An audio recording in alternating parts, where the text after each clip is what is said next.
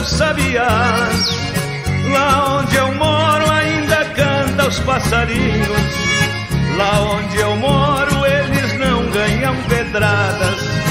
Lá onde eu moro eles ganham os meus carinhos. Às 4:30 da manhã na primavera, eles me acordam com a sua sinfonia. Abro a janela para ouvir meus companheiros, quase me matam de emoção e alegria.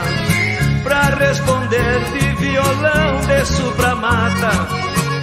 Os sabiás pensam que estou provocando, cantam mais alto para abafar minha voz.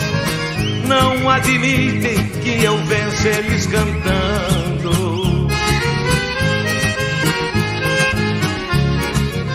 Então eu paro de cantar, eles se sentem com a vitória porque são os reis da mata. Toco o violão e fico lhes acompanhando. Penso em pessoas que ainda são ingratas.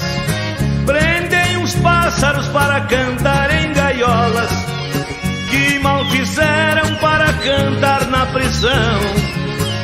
Abram as portas das gaiolas e soltem todos. Abram também o seu ingrato coração.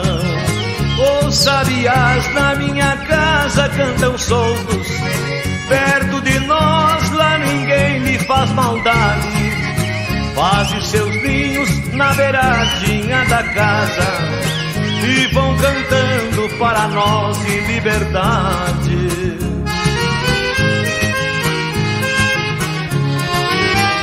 Os sabiás, os bem-vivis, os João de Barro, os tico-ticos, os canários e outros mais.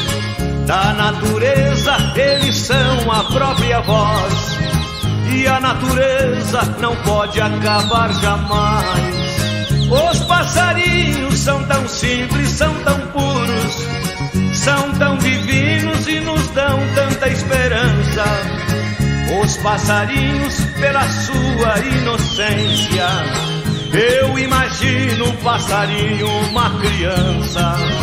A garotada que me ouve nesta hora, preste atenção, meus queridos amiguinhos. Não dão pedradas, não maltrate, lembre disso. Vocês também são meninos passarinhos.